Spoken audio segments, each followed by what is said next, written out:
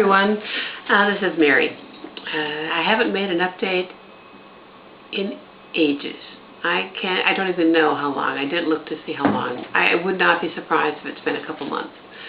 And there are a lot of things that I haven't been doing for a couple months. I got to thinking about it the other day. I haven't been updating on YouTube. I haven't been tracking my food intake. I haven't been exercising. I've been making poor food choices, and I started thinking about it and realized that this had happened to me. It's not that I suddenly decided I wasn't going to do those things. It just slowly slipped up on me.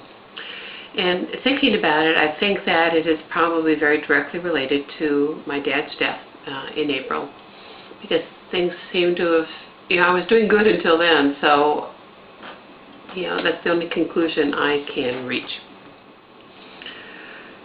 So now it's time to figure out how to get back on track, and it's not going to be an easy thing. It's not that I've been awful. As I think I mentioned, I've continued to lose weight, just not very rapidly anymore. But I need to start exercising. I need to start tracking my food, just so I'm thinking about what I'm eating. And I need to be back on YouTube and back on Spark People, which I also do, where I've got my support group to help me move forward on my journey. One of the things that I cannot stress enough for anyone out there who's at the start of their journey or contemplating this journey is you can watch all the videos you want. You can read all the blogs you want, but it will be different for you. And one of the things I woke up thinking about was how that journey is different for everyone, how I watched videos and read books and read other people's blogs, but it's different for me than it was for them. And I think at some point I'd like to take some time to do a video about what my weight loss journey has meant to me physically and mentally. Because even if we've had the same surgery, our bodies respond differently and our heads respond differently. So it is different, and I'd like to just put out another bit of information for those of you starting your journey, so you know how different it can be for everyone, and you know another way to think about the surgery. But I'm going to try not to do that now. I just want to get back online to try to get myself moving forward again. As I said, I've continued to lose weight. I'm going up and down. The bad food choices and the lack of exercises don't make it a steady, easy weight loss. I've been bouncing between 166 and 168 right now. Before that, I was bouncing between 168 and 170. So, like I said, I've been continuing to lose weight. That's because even though I've gone off the wagon in so many ways, I have kept some basic control. I continue to do my protein shakes in the morning. I continue to do a relatively healthy lunch. Although I find that more often than used to happen in the past, I get to work and find out that A, I've left my lunch sitting on my cupboard at home, or B, I just completely forgot to do one. So it's a symptom of what's going on up here. But for the most part, I eat a healthy lunch and I eat a healthy supper.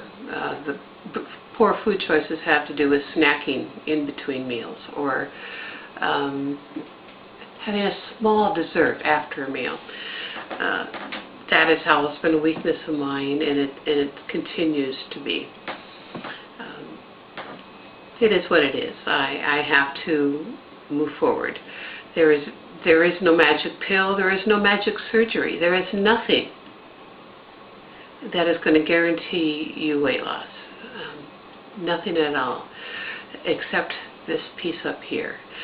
For those of us who have chosen surgery, this piece didn't work very well on its own. But the surgery doesn't work without this piece. So we need to keep both of them in tune. We need to do what's right for our surgery, whatever it is, lap band or bypass or sleeve, and we need to keep our head in the game. And that's what I need to do. I need to get my head back in the game. I guess you could kind of say I've been working on maintenance, even though I haven't quite gotten to my goal. So where am I? I'm at, like I said, I'm bouncing between 166 and 168. I started at 278 pounds, so I'm down 110, 112 pounds, depending on the day. I've gone from, I made a little graph here a couple weeks ago. I was going to try to update, so this is a couple weeks old, but since I've been bouncing up and down, nothing's changed. At 166 pounds, I've lost almost 40% of my body weight. 40% of my total body weight. Wow, that is just amazing to me. I've lost 93.2% of my excess body weight, so I guess I could say I must be getting pretty close to goal if I've lost 93% of my body weight. My BMI is currently 26.3. I started out at 43.5. My goal is to have a normal BMI, and that won't happen till I reach 24.9 or about 159 pounds. In pounds, I've said I want to get to 150, but I would be satisfied with 160. What I want is to be a normal BMI, so my goal is to be between 150 and 160. And it's kind of hard to grasp, to grab a hold of. And those of you who are nearing your goal, you'll know what I mean, I think. I've got this, I don't know if you'll be able to see it or not, I've got my camera propped up on boxes, but yeah, I've got that roll of excess skin around my stomach. And listening to some of you talk about the plastic surgeon who was at the Las Vegas meet and greet, I understand that he said for every 100 pounds of weight you lose, you maintain or keep about 15 pounds of excess skin. So how do we look at that 15 pounds? You know, that's a weird thing to think about. What that means is there's 15 pounds on my body that is not fat. It's not going to lose. It's going to stay right there. So should I take my 168 pounds and subtract 15?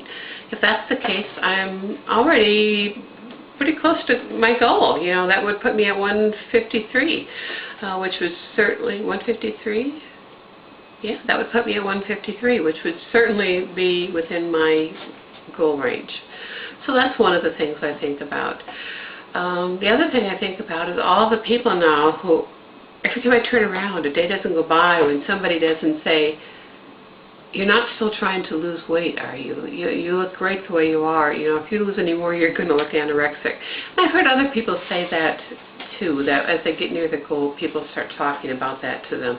And I don't know what that is too. I've commented to people who have mentioned it, and I think some of it is that people who we've known for a while still have this picture of us in their head. And who we are now and who we are then is so different that it's hard for them to adjust. They see an incredibly skinny person compared to what they used to see. The other part of it is we don't see that same skinny person. Every now and then a flash of it comes when we look in the mirror. But we look at the excess skin hanging around our bellies, or we look at the excess skin hanging under our chin or on our arms, and it's hard for us to see the skinny person that they see, you know. And when I say skinny, anything is skinny to me. I mean, I weighed 278 pounds. I was morbidly obese, you know. I think if I looked at someone else who looked at me, I'd call me skinny.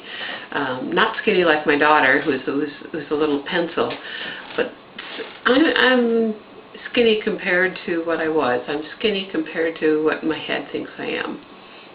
It's just a weird thing. So I don't know how one decides what their goal is. To me, as I said, I want to be able to say I'm in a normal BMI. Would I be there without that 15 pounds? I don't know. I don't know. I'm looking down at my clock. My clock says I've been at this for 9 minutes and 50 seconds. I can't believe it. I'm going to have to check this out because I've obviously been babbling. I'm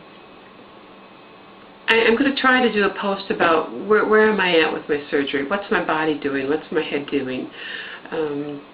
Just as kind of a recording for myself and for those of you contemplating this journey. And I hope to do that soon, but I don't have time to do it now. Bye, everybody. See ya.